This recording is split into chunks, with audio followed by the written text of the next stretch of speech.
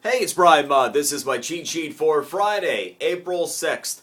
Everybody is trying to figure out an angle on health insurance. We know that the biggest problem is the cost just continues to rise and rise and rise. And for businesses trying to balance the ever-increasing double-digit on average budget year over year, it's just become stifling. So what a lot of businesses have been looking to do is self-insure. Now this is something that is not uncommon for very large companies, those typically over 1,000 employees, where 80% of all companies with 1,000 or more employees do actually self-insure. However, many smaller companies are now looking at making that same move. And there is a big warning to be had here. We're actually seeing where a lot of small businesses are finding themselves in an extraordinarily compromised situation because over the previous 2 years, many small businesses under 200 employees had been making the move. In fact, there was a 43% increase for small businesses moving into a self-insured model. Some cases, it's putting them out of business.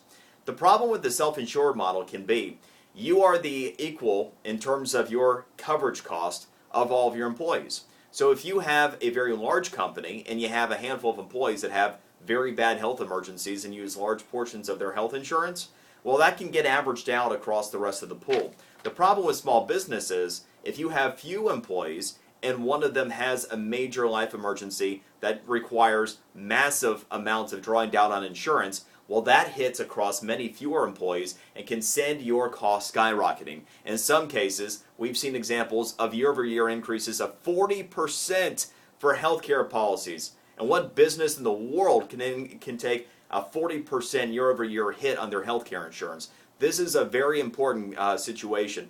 Small businesses need to be thinking once, twice, 3 times before you go to a self-insured model. It is extraordinarily dangerous. Here's the other thing. It's become so dangerous with the smallest companies that the state of California is actually considering banning the practice of small businesses under 50 employees being able to self-insure. Get more information about this on my physical cheat sheet. This is a very important situation. This could actually be something that puts you out of business if you make the wrong move. Wages. Let's talk about the good and the bad on wages right now. If you are looking for wage growth, the single best industry to be in? Energy. That's probably going to make some people frustrated, but hey, you go where the money's flown, and the money's been flown into energy. And as there's a greater increase in all forms, from alternative to traditional oil drilling, there is a rush to come up with more energy as our appetite continues to move forward and as costs continue to spiral. We are actually seeing that over the past 6 years, the single best energy for wage growth has been energy at an increase of 13%. The worst industry? For 6 years, we actually have negative growth.